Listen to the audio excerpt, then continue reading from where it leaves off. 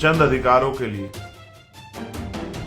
जो सामाजिक गैर बराबरी उस समय मौजूद थी, जहां छूने की आजादी नहीं थी, अच्छे कपड़े पहनने की, घूमने की, बात रखने की, सम्मान से जीने की आजादी नहीं थी, चंद जो पाबंदियां हम पे लगाई गई उनमें से कुछ, जो इतनी पाबंदियां लगाई उनमें चंद पाबंदियां हट जाएं, जैसे वो अच्छे कपड़े पहनने का अधिकार मिल जाए, जैसे दिन के उजाले में निकलने का अधिकार मिल जाए, जो पशुओं को भी था। उन अधिकारों के लिए उस समय की पेशवाई से हमारे लोगों ने मांग की।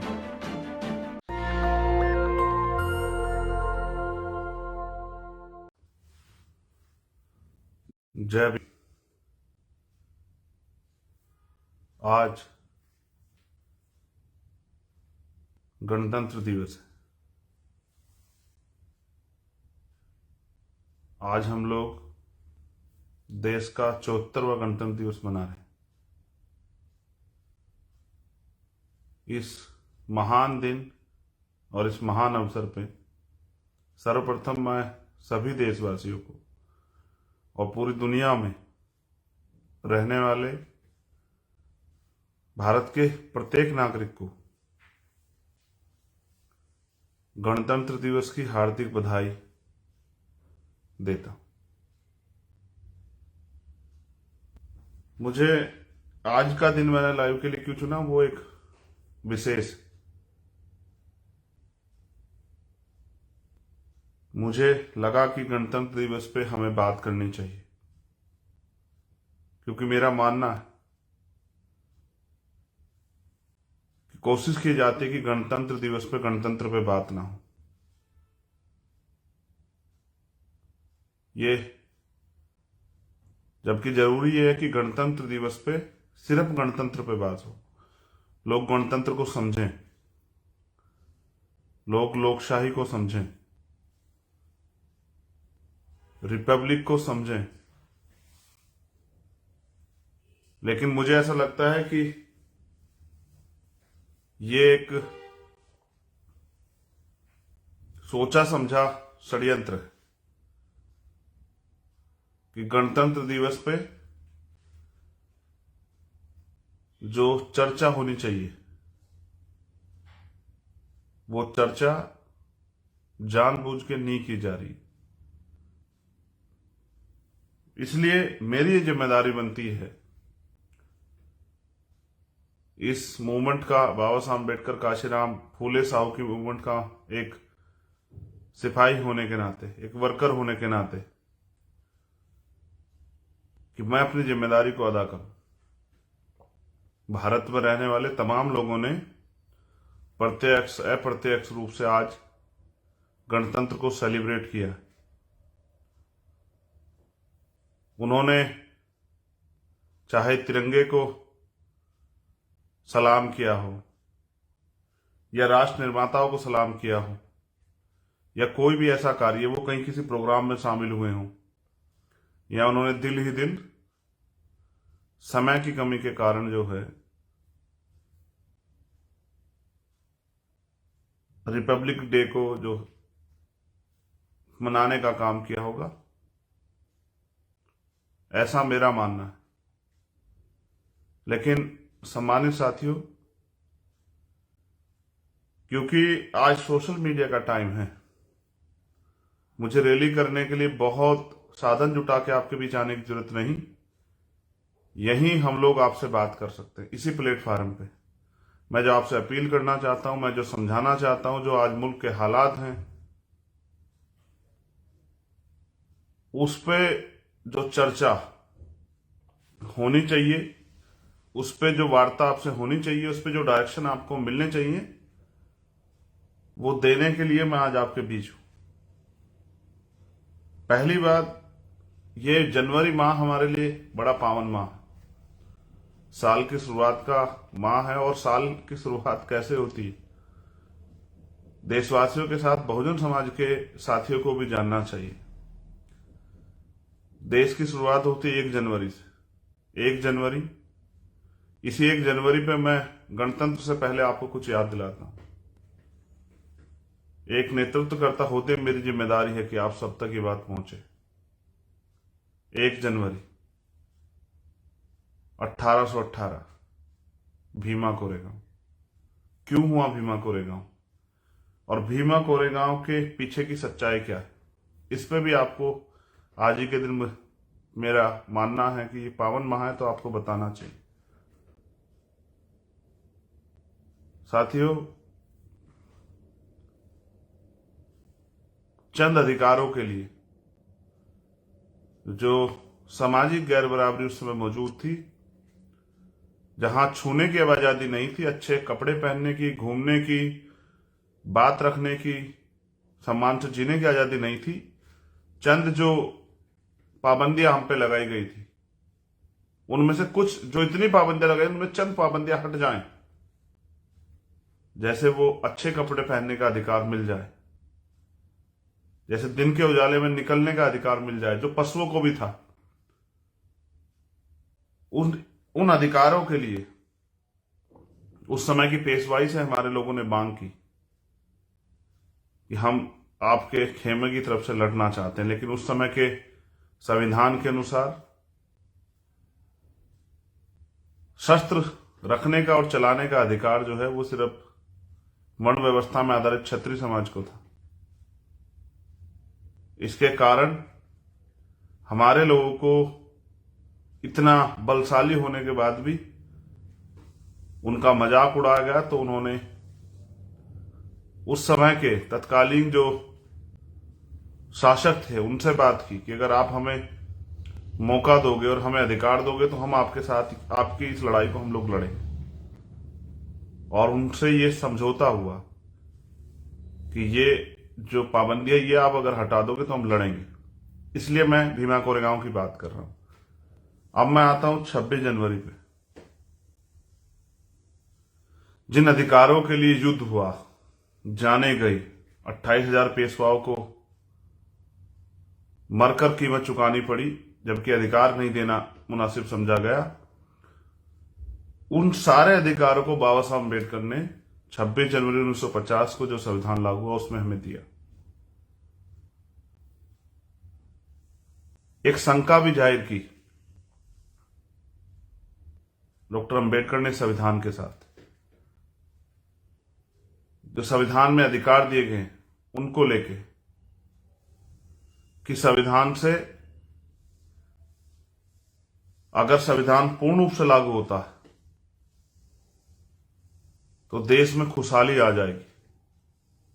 उन्होंने कहा, इस शंका को, जो मैं शंका आपसे बात कर रहा हूं, कि राजनीति में 1 वोट एंड 1 वैल्यू, 1 वोट और उसका 1 मूल्य, इससे राजनीति में तो बराबरी आ जाएगी। लेकिन जो देश में पहले से सामाजिक गैर बराबरी जातियों के आधार पे और जो आर्थिक गैर बराबरी है उस समय की राज व्यवस्था के अर्थव्यवस्था के हिसाब से, जब तक ये दूर नहीं होगी तब तक संविधान के रहते भी देश में समानता नहीं आएगी। उन्होंने अपील की उस समय के सभी लोगों से कि हमें जल्द से जल्द एक मजबूत राष्ट्र बनाने के लिए सामाजिक गैर बराबरी और आर्थिक गैर बराबरी को भारत से खत्म करना चाहिए। लेकिन जिन लोगों को रूल करने का मौका मिला,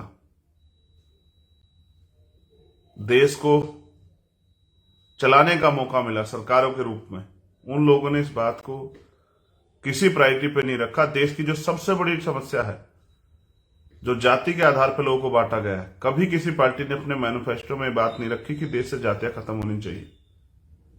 हाँ, कुछ लोगों को आपके अधिकार जरूर चुभते हैं, इसलिए वो बार बार आपके संवैधानिक अधिकारों को खत्म करने के लिए मांग करते रहते हैं। लेकिन उन ना समझो को कोई क्या समझाए कि जिस जाति के आधार पर देश बटा है, अगर वो जातियां समाप्त कर दी जाए तो कोई भी जाति का प्रिविलेज नहीं ले पाएगा, फिर आपकी जो पीड़ा है वो दूर हो जाएगी।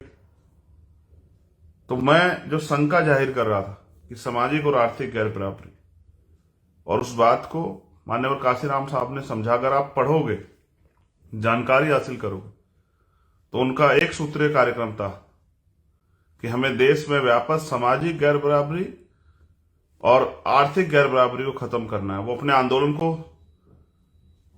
सामाजिक गैर बराबरी दूर करने का और आर्थिक मुक्ति का आंदोलन इस बात से जो है प्रदर्शित करते थे, अपने साथियों को कहते थे।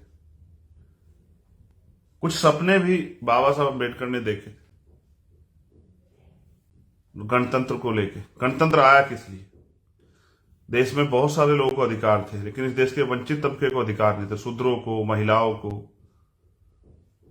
अछूतों को, आदिवासियों को, अल्पसंख्यकों को अधिकार नहीं थे। उनके लिए आया गणतंत्र। पहले भी राजा होते थे, राजशाही थी। जब तक देश एकजुट नहीं हुआ, भारत नहीं बना, तब तक कबीले और बादशाही में बटा हुआ था। तो जरूरत किसकी थी? डेमोक्रेसी की जरूरत किसको थी? असल में डेमोक्रेसी की जरूरत इस देश के एक बड़े समाज को थी, जिसको लंबे समय तक अधिकार से वंचित रखा गया।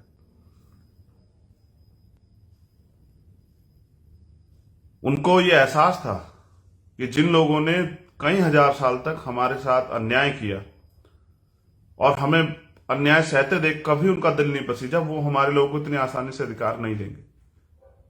इसलिए संविधान का सपना और संविधान में अधिकार हमें मिले, और संविधान का सपना पूरा किया बाबा साहब ने। 2 साल 11 महीने 18 दिन जाग के, दिन रात एक करके ये पूरा संविधान लिखा गया। आज हम लोग इसकी अहमियत नहीं समझ रहे हैं।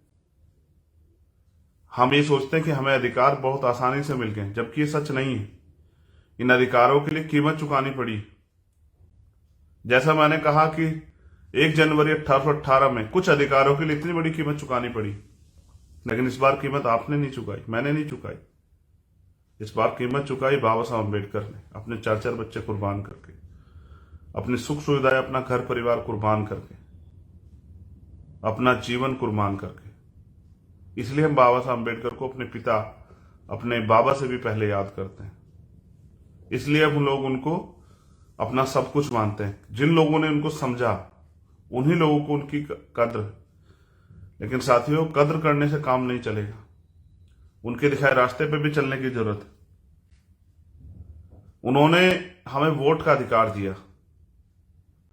भीम आर्मी आजाद समाज पार्टी के नौजवान साथी इस बात को, नेता लोग इस बात पर ध्यान दें और समाज को जाके समझाएं कि बाबा साहब को ने सपना तो देखा कि परिवर्तन होगा, लेकिन उनको ये विश्वास नहीं था कि इनका चरित्र बदल जाएगा जिन लोगों के हाथ में सत्ता है। इसलिए उन्होंने वोट का अधिकार आखिरी व्यक्ति को भी, जो बालिग है, उसको दिलाने का प्रयास किया। पहले इसकी एज 21 साल रखी गई, फिर परिवर्तन हुआ, 18 साल आई। लेकिन बाबा साहब को ये उम्मीद थी, उनका जो अनुभव था, उनका जो ज्ञान था, जिसमें उन्होंने कहा कि 21वीं सदी हमारी होगी, उनको ये महसूस होता था कि आने वाले कल में जो वोट का अधिकार मैंने अपने लोगों को दिया है, उस वोट के अधिकार का प्रयोग करके ये कमजोर शोषित वर्ग के लोग अपनी सत्ता स्थापित करेंगे और जो अधिकार संविधान में मैं लिख रहा हूं, उनको लेने का प्रयास करेंगे। संविधान महज एक किताब नहीं, संविधान भारत में रहने वाले अंतिम व्यक्ति की दुनिया। जो लोग नहीं समझ पाए कि संविधान ने हमें दिया क्या, तो संविधान ने हमें दिया ये कि जिस व्यक्ति को इस देश में कोई अधिकार नहीं था, आज वो सम्मान का जीवन जी रहा है। आज वो स्वाभिमान के साथ इस देश में घूम रहा है। आज उसको नौकरी करने का, बिजनेस करने का और तमाम तरह के जो है चीजों में शामिल होने का अवसर, आज उसको बोलने का, नेता बनने का सारे अवसर। आज मेरे जैसे व्यक्ति को ये जो कोट पैंट मैंने पहना, ये सिंबल है, इसलिए मैंने ये पहना। यहां अन्य अन्य नेताओं ने अन्य अन्य कपड़े पहने, किसी की वेशभूषा वो धोती कुर्ते की थी, किसी की हाफ पैंट और शर्ट की थी, लेकिन यहां बाबा साहब अम्बेडकर ने प्रयास किया कि वो अपने समाज को संदेश दे पाए कि वो सम्मान स्वाभिमान से जी, और इसलिए अपने अंदर काबिलियत पैदा करें और साधन जुटा के वो जो सुविधाएं ताकतवर लोगों के पास थी वो भी प्राप्त करें। इसलिए मैंने आज कोट पैंट पहना कि आपको बताया जाए कि डॉक्टर अंबेडकर क्या चाहते थे। वो आपको भूखा नंगा नहीं देखना चाहते थे, वो आपको किसी का पिछलग्गू नहीं देखना चाहते थे, वो आपको इस देश में शासक देखना चाहते थे।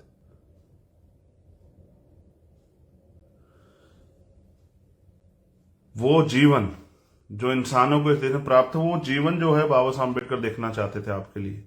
इसलिए इस संविधान ने हमें दिया पढ़ने का अधिकार, आगे बढ़ने का अधिकार, समानता का अधिकार,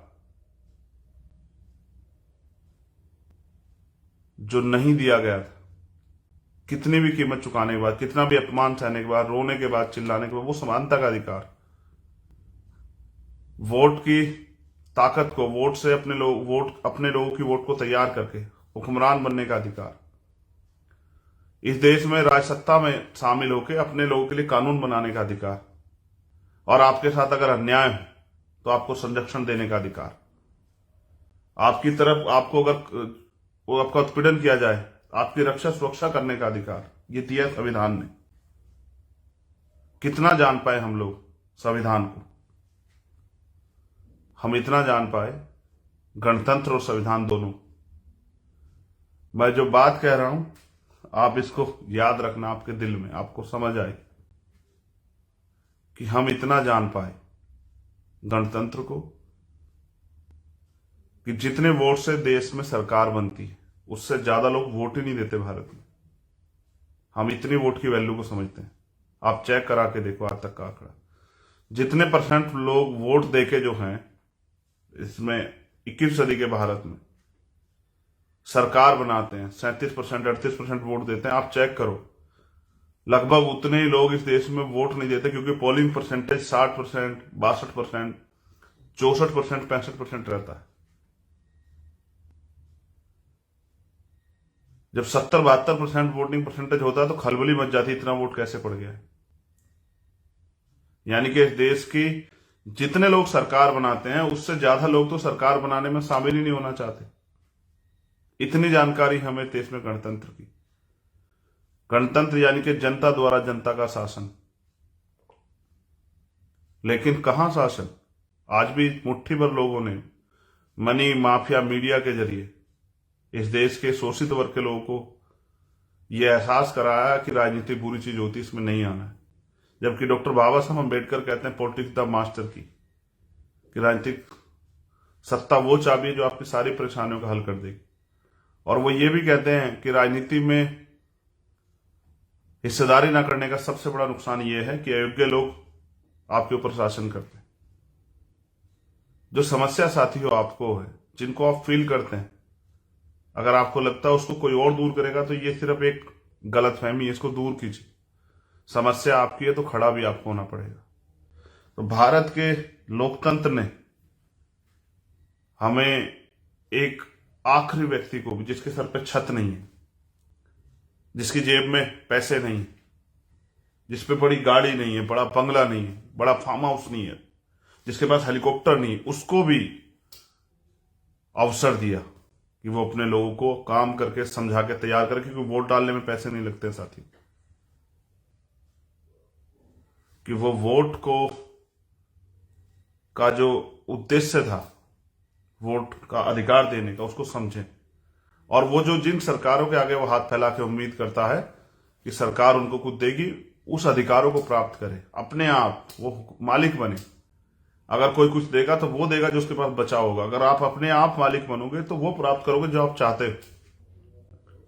इसलिए वो हमें देने वाला बनाना चाहते कि हम लोग अपने अधिकारों का प्रयोग करके इस देश में हुक्मरान बने,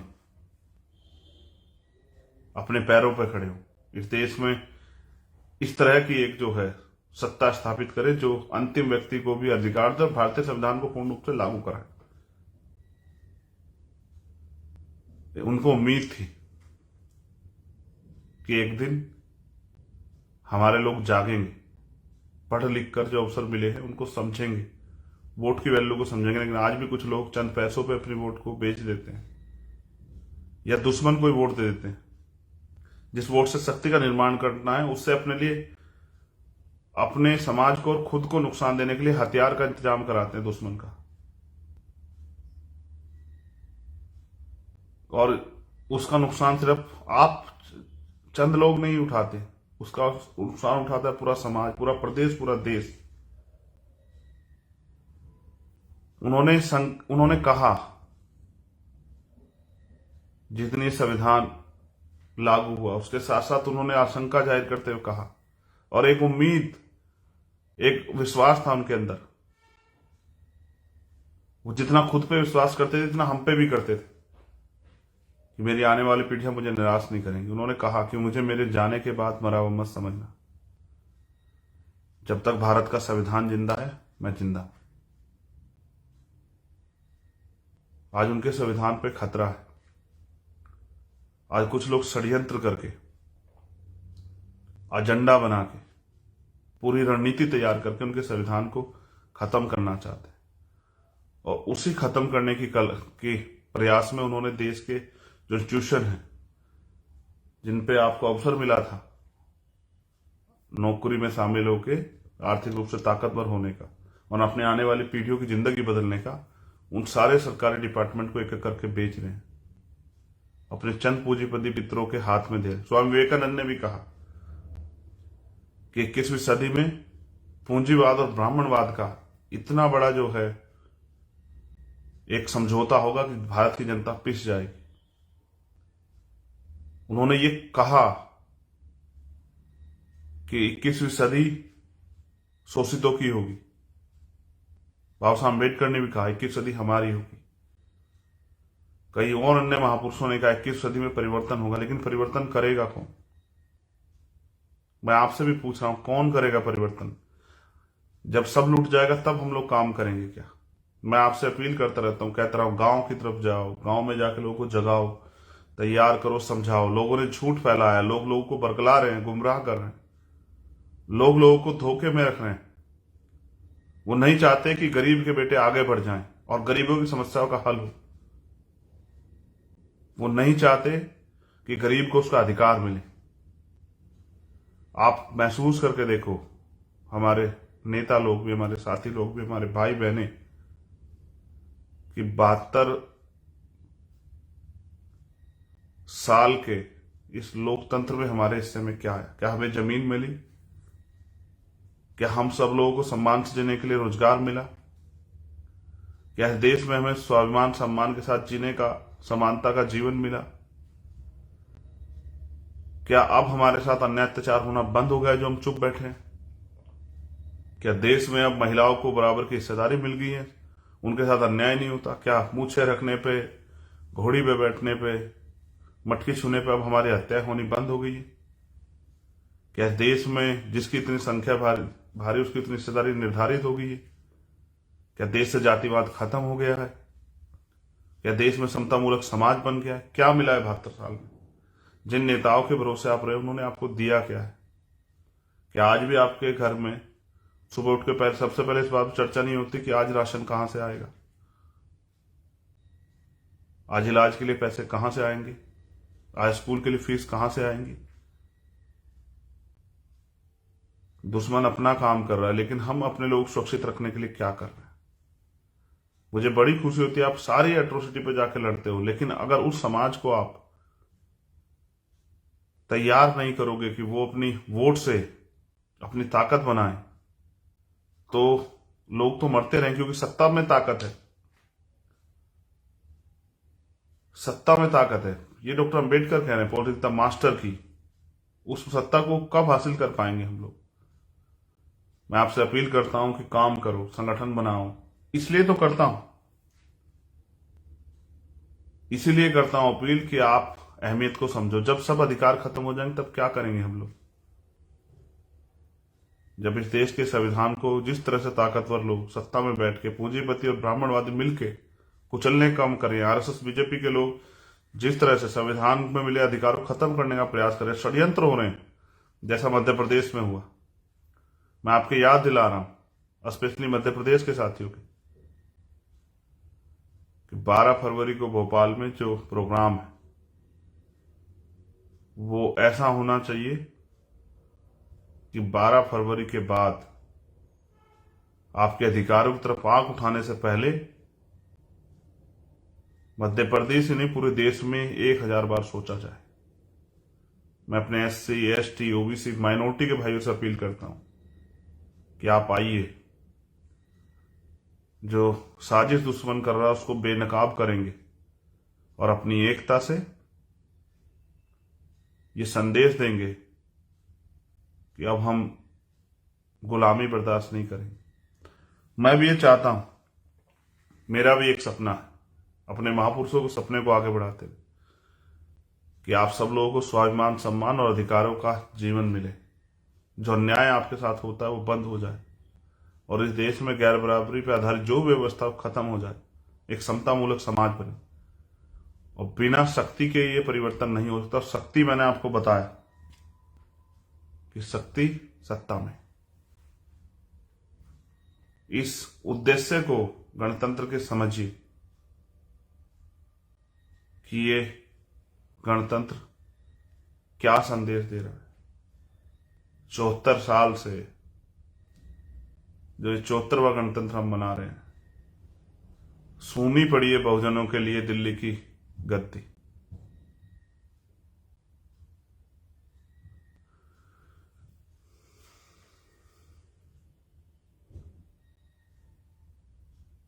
लेकिन हमारे लोग हिम्मत नहीं जुटा पा रहे, वो अपने आप को कमजोर समझ बैठे।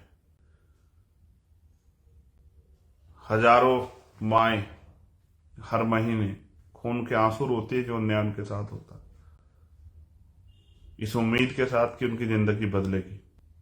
हजारों लोग देश में भूखे सोते हैं इस उम्मीद के साथ कि इस गणतंत्र के बाद उनके जीवन में एक सवेरा आएगा। हजारों लोग, लाखों लोग बिना छत के सोते हैं इस उम्मीद के साथ कि इस गणतंत्र के बाद एक नया सवेरा आएगा। लाखों लोग अच्छे कपड़ों के लिए तरस रहे हैं इस देश में। सच तो यह है कि लाखों लोग आज भी साफ पानी पीने के लिए तरस रहे हैं। इसलिए मैं आपसे बार बार कहता हूं कि समय किसी का इंतजार नहीं करेगा। आपको आगे बढ़ के अपने सुख सुविधा को छोड़ के अपने महापुरुषों का अध्ययन करते हुए पढ़िए ना फूले को, साहू को, पेरियार को, महामना रामसो वर्मा को, बाबू जगदेव प्रसाद कुशवाहा को, महाराज सिंह भारती को, कुंभाराम आर्य को, सर छोटू राम को। पढ़िए ना मान्यवर काशीराम साहब, पढ़िए ना बिरसा मुंडा को और जानिए ना उनके दर्द को कि उन्होंने किस दर्द के लिए अपना सब कुछ कुर्बान कर दिया, किसके लिए वो उन्होंने जीना और सुख सुविधाएं लेना छोड़ दिया। क्या दर्द था जो उनको महसूस हुआ। समझदार के लिए इशारा काफी होता और ना समझ के लिए कुछ भी नहीं। साहब कहते थे कि सिर्फ सांसों का रखना मौत नहीं होती, जिसका जमीन मर जाता वो भी मर जाता। वो कहते थे कि सोए हुए को तो जगाया जा सकता है, लेकिन अगर कोई जानबूझ के आंख बंद करके लेट जाए तो उसको नहीं जगाया जा सकता। जो जागे हुए लोग हैं उनको ज्यादा मेहनत करनी, उनके लिए जो नहीं जागे अभी।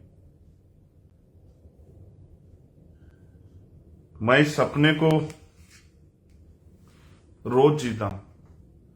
जो विरोधी बहुजन समाज में ही हैं लेकिन विरोध करते हैं राजनीतिक कारणों से, मैं उनसे भी कह रहा हूं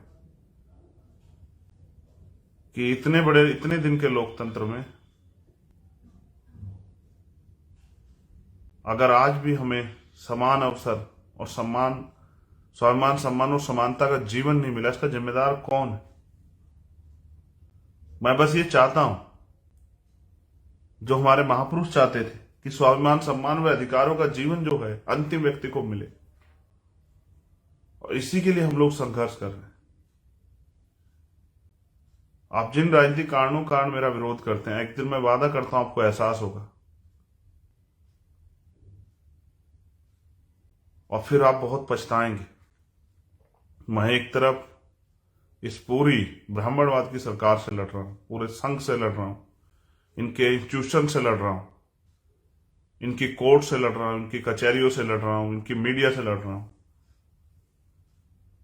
और एक तरफ थोड़े से राजनीतिक लाभ में आप इस आंदोलन के खिलाफ झूठी बातें करते रहते हैं। अगर आपको कोई शंका भी है तो कुछ दिन इंतजार कीजिए ना। मैंने आज तक अपने जीवन में कोई ऐसा काम नहीं किया जिससे कि विरोधियों को फायदा हो। हमेशा प्रयास किया कि मुझसे कोई गलती ना हो। मैं उम्मीद के साथ हूं कि इस बार हमारे लोग मुझे मध्य प्रदेश, राजस्थान में, छत्तीसगढ़ में निराश नहीं करेंगे। वो लोग मेहनत करेंगे। वो विचार जो है उनके पास महापुरुषों के, उनको फैलाने का काम करेंगे। इस बार वो सिर्फ अपने लिए नहीं जिएंगे, अपनी सुख सुविधा का ध्यान रखेंगे। वो इस आंदोलन की भूमिका को भी समझेंगे और इस बार वो मुझे कुछ कर दिखाने का मौका देंगे।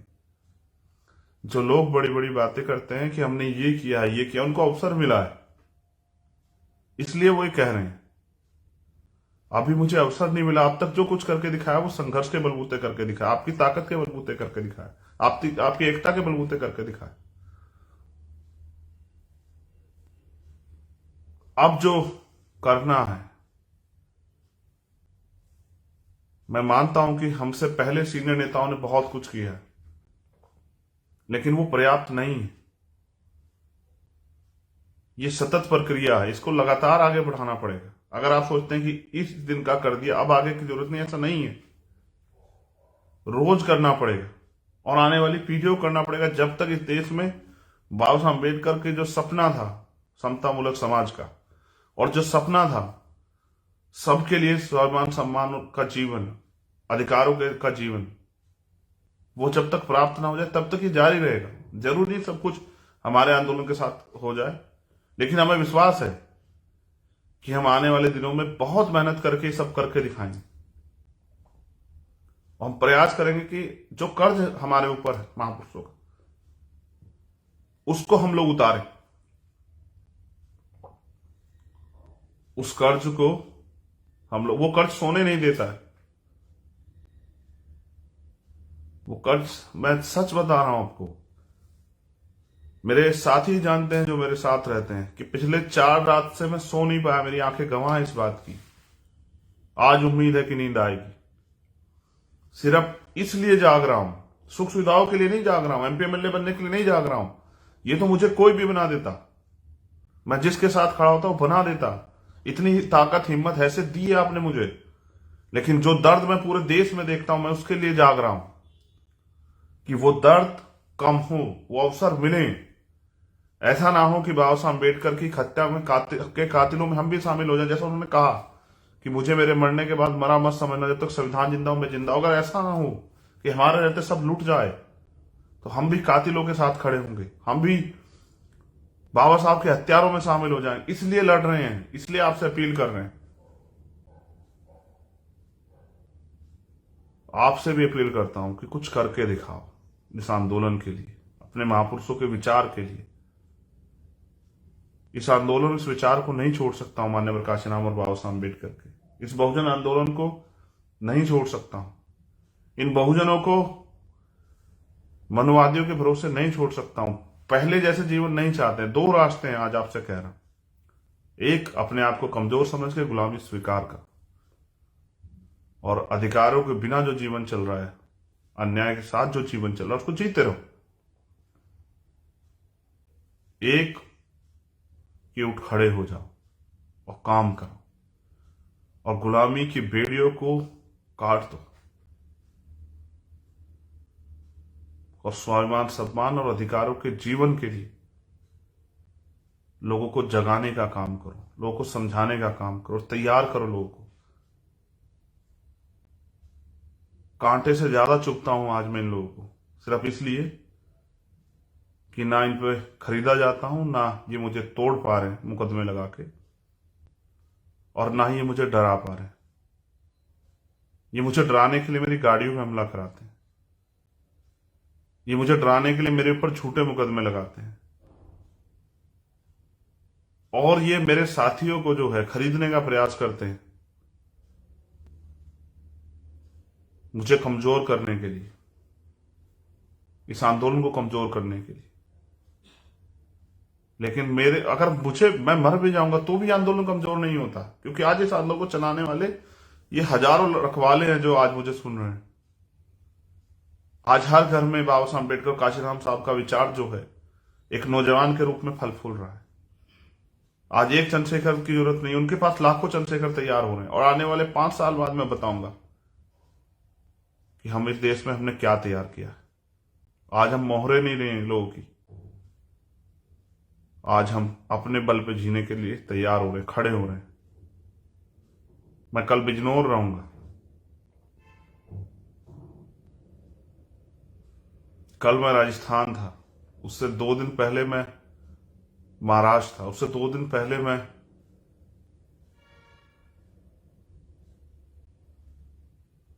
रांची था झारखंड, उससे 2 दिन पहले मैं तेलंगाना था।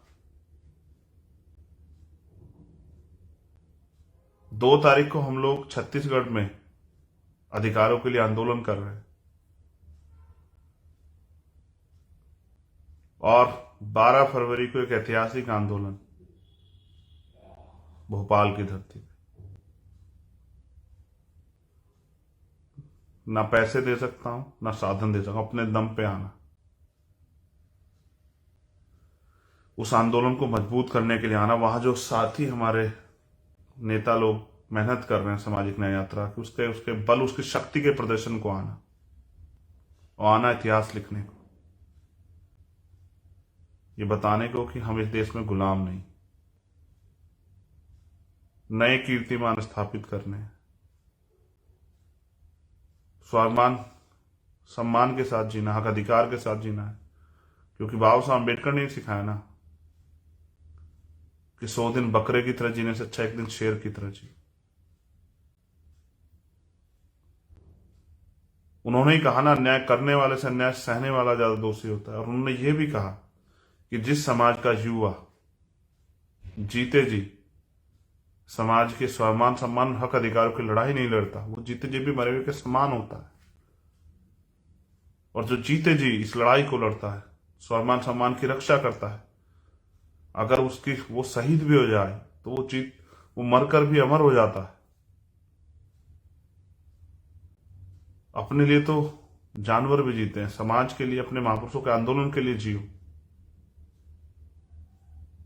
जब आप मैदान में आ जाओगे, आपका रास्ता कोई नहीं रोक सकता, क्योंकि आपके बल से सब लोग वाकिफ हैं। हमारा इतिहास इस बात का गवाह है, प्रमाणिकता है। हम एक ऐसे दौर में हैं जहां सब तरफ अंधेरा है और आखिरी उम्मीद आप है। कुछ साथियों को इशारा करते हुए कह रहा हूं, अपने निजी स्वार्थ में इस आंदोलन को कमजोर मत होने देना।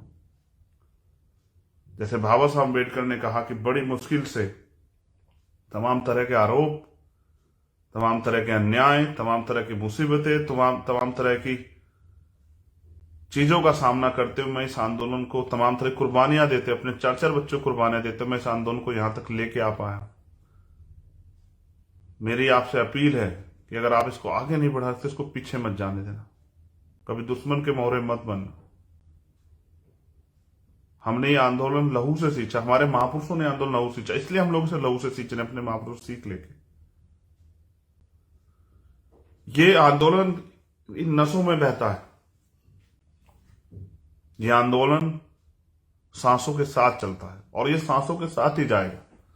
जब इस सांस खत्म होगी तभी आंदोलन अब जाएगा इस शरीर से। लेकिन आने वाली पीढ़ियों में इतना जो है सैलाब भर के जाएगा कि हमारे लोग अन्याय अत्याचार नहीं सहेंगे। मैं उन माओं को बारे में जब सोचता हूं जो जिन घरों में बच्चों के साथ रेप, हत्याएं होती हैं, जहां पुरुषों बच्चों के साथ, भाइयों के साथ हत्याएं होती है, जहां स्वाभिमान सम्मान का खिलवाड़ किया जाता, तो इसलिए जज्बाती हो जाता। इसलिए कुछ लोग मजाक उड़ाते हैं कि चंद्रशेखर रो पड़ा था। मैं अपने समाज को अपना परिवार मानता हूं, तो मुझे तकलीफ होती। कभी व्यक्तिगत हित के लिए नहीं रोया चंद्रशेखर आजाद, और ना कभी रोएगा। तो आपसे अपील करता हूं कि महापुरुषों के दर्द को सिर्फ चंद लाइनें सुन के मत समझें, उनको पढ़ें, एक बार उनके जीवन को पढ़ें। उनके वास्तविकता में अगर कुछ करना चाहते हैं समाज के लिए तो पहले अपने महापुरुषों को पढ़ें। मैं शर्त ला कहता हूं, अगर मुझसे मेरे जितना या मुझसे ज्यादा हौसला ना पैदा हो जाए आपके अंदर तब कहना। गणतंत्र दिवस की हार्दिक बधाई। लेकिन अभी ये गणतंत्र मेरे लिए बेईमानी सा है, क्योंकि आजाद पैदा हुआ हूं, आजाद जिया हूं और आजाद मरूंगा। तो बहुजनों की आजादी के लिए ये आंदोलन आगे बढ़ना चाहिए, क्योंकि जिन्होंने हजारों साल से आपको इंसान नहीं माना, आपको अधिकार नहीं दिए, वो अब आने वाले समय में आपको अधिकार नहीं देने वाले। वो आपकी बात भी इसलिए करते हैं, आपका वोट का अधिकार, वो आपके पैर भी धोते हैं, आपको गले भी लगाते हैं, आपको अपना भी करते हैं, आपके महापुरुषों को फूल भी चढ़ाते हैं, सिर्फ इसलिए कि आपके वोट को लूट सकें। सही माने में आज भी आप उनके लिए अछूत हैं, गुलाम हैं, शूद्र हैं। इसलिए बहुजन समाज में एकता बनाओ मेरे भाइयों। SC ST OBC एकजुट हो जाओ, माइनॉरिटी के लोग एकजुट हो जाओ और निकम्मे, निठल्ले और स्वार्थी नेताओं को छोड़ के काम करने वालों को मौका दो। जो सिद्धांत मैंने सुबह भी लिखा, बाबा साहब अम्बेडकर ने दिया कि आज मैंने रानी का पेट काट दिया, आज के बाद राजा मत पेटी से पैदा होगा, बैलेट बॉक्स से तैयार होगा। उस सिद्धांत को भी समझो। राजाओं के भरोसे मत रहो। राजाओं की नजरों में प्रजा कीड़े मकोड़ों से ज्यादा नहीं होती, क्योंकि आज के राजा ऐसे ही, और आप कीड़े मकोड़े नहीं। बाबा साहब के वंशज हो, फूले के वंशज हो, साहू के वंशज हो, पेरियार के वंशज हो, संत गाड़गे महाराज के वंशज हो, नारायणा गुरु के वंशज हो, मां सावित्रीबाई फुली, मां रमाबाई के वंशज हो, मां अवंतिकाबाई लोधी, मां झलकारी बाई के वंशज हो। इसलिए कह रहा हूं, अपनी शक्ति को पहचान। मां आशा गुजरी के वंशज हो, धन सिंह कोतवाल के वंशज हो। इसलिए आपसे कह रहा हूं, अपनी ताकत को पहचानो। बाबू जगदेव प्रसाद कुशवाहा, जननायक कपूर ठाक के वीरों, इतिहास आपको क्यों याद रखे, कुछ ऐसा करके जाने के लिए काम करो। पुनः धन्यवाद। जय भीम, जय भारत, जय संविधान। गणतंत्र दिवस की मंगल कामनाएं और ये उम्मीद बीमार में आजाद समाज पार्टी के सिपाहियों से कि मुझे अपने ऊपर भरोसा है, तो मुझे आपके ऊपर भरोसा है कि आपको कोई नहीं हरा सकता। नेशनल दस्तक की आपसे गुजारिश है कि अगर इसको बचाना चाहते हैं तो नेशनल दस्तक को सब्सक्राइब करने के लिए रेड कलर के सब्सक्राइब बटन को दबाएं, फिर बेल आइकन की घंटी दबाएं। नेशनल दस्तक को बचाने के लिए बहुत जरूरी है कि हर खबर को शेयर करें, लाइक करें, कमेंट जरूर करें।